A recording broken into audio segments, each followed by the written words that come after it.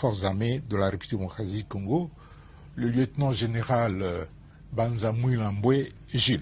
Tout en mettant en cause le choix porté par le commandant suprême sur la personne du chef d'état-major général, il s'est même permis de douter de la loyauté du général Banza et de dire qu'il a fui Uvira alors qu'il y est resté même après le départ du chef de la délégation.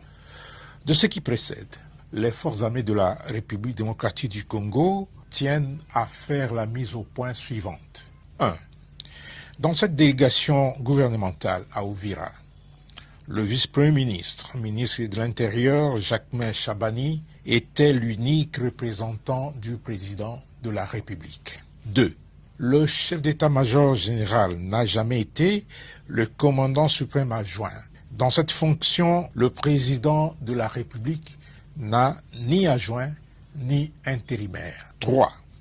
Très discipliné et respectueux des lois, des règlements et des coutumes militaires, le chef d'état-major général n'est pas politicien pour prendre la parole dans une réunion publique présidée par une haute autorité gouvernementale, réunion consacrée à la remise d'un mémo dont la primeur était réservée au président de la République et que ni le vice-premier ministre, ministre de l'Intérieur, ni les chefs d'état-major général ne pouvaient commenter. En plus, la réunion du chef d'état-major général prévue avec les FARDC et les Wazalendo dans un cadre approprié avait été préalablement annoncée par le vice-premier ministre, ministre de l'Intérieur.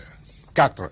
Après la réunion du vice-premier ministre, ministre de l'Intérieur, le chef d'état-major général s'est bel et bien entretenu sans tambour ni trompette avec les militaires des forces armées de la République démocratique du Congo et les patriotes Wazalendo dans la salle de réunion du secteur opérationnel. Un cadre idéal pour les rencontres de ce genre. Honoré Kabongo aurait peut-être souhaité voir ses contacts présents avec caméra et micro pour renseigner l'ennemi. Qu'il sache que les questions de défense et de sécurité ne se traitent pas devant tout le monde, moins encore sur la place publique. À ce sujet, Honoré Kabongo n'a pas de leçons à donner à l'armée, surtout qui n'a aucune notion de base sur le service militaire. 5. Les forces armées de la République démocratique du Congo considèrent le discours de Honoré Kabongo comme une tentative désespérée d'opposer les FARDC unis au Wazalendo pour une cause noble. Ce discours sert par ricochet la cause de l'agresseur de notre pays. 6. Enfin, M.